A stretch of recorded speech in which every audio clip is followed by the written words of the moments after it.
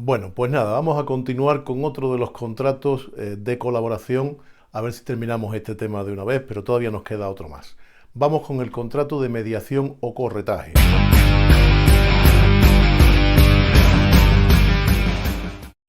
Contrato de mediación o corretaje es, como su propio nombre indica, pues la mediación. Alguien va a mediar entre dos personas para conseguir algo.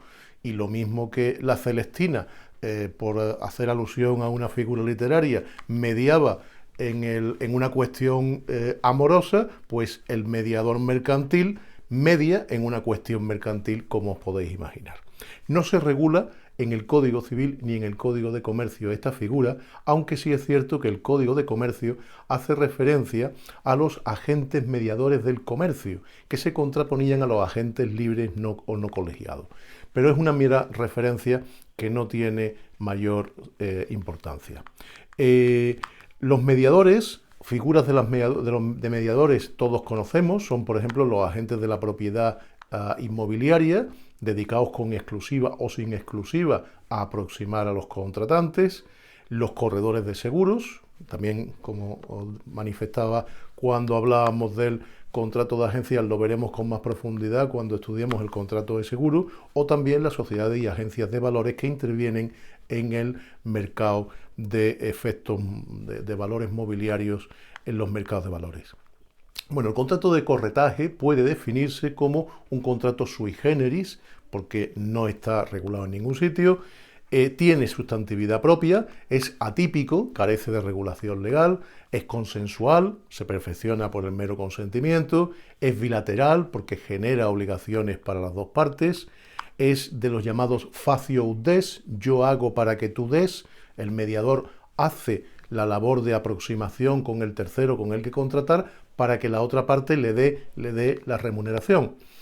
El contrato es un contrato por el que una persona se obliga a pagar una remuneración a otra, al mediador, y éste se obliga a su vez a promover o facilitar la celebración de un contrato poniéndole en relación con un tercero con el que contratarlo. Ya digo que el ejemplo típico puede ser el del agente de la propiedad inmobiliaria al que acudimos cuando queremos vender o comprar un piso.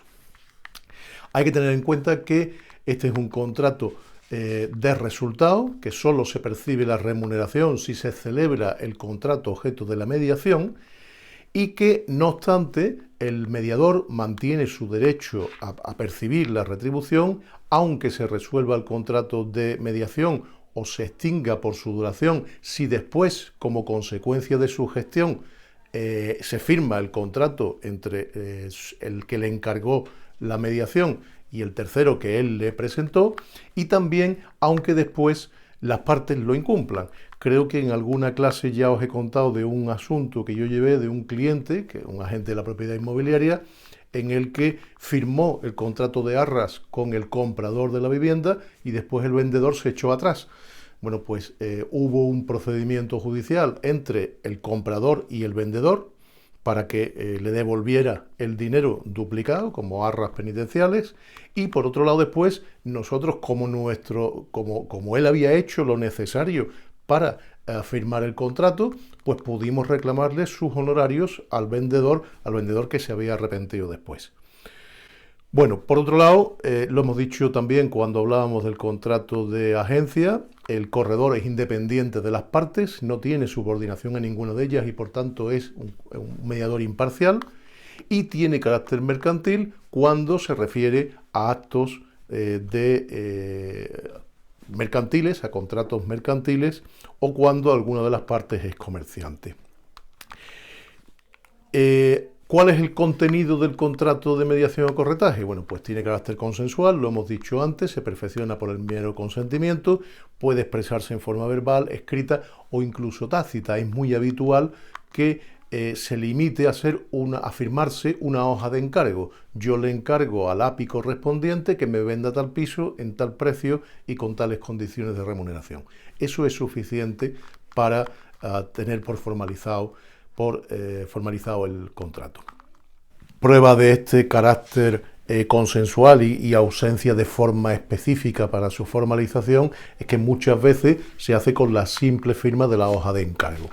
hoja de encargo que además es posible que firme no solo el cliente que encarga la venta, sino también el comprador. Tenéis que tener en cuenta que los honorarios los paga quien hace el encargo. Es posible que el encargo lo haga solo el vendedor o es posible que también el comprador haga un encargo al mediador de que le busque una casa con determinadas condiciones, determinadas características. En ese caso, es posible que cobre dos retribuciones distintas, a uno y a otro.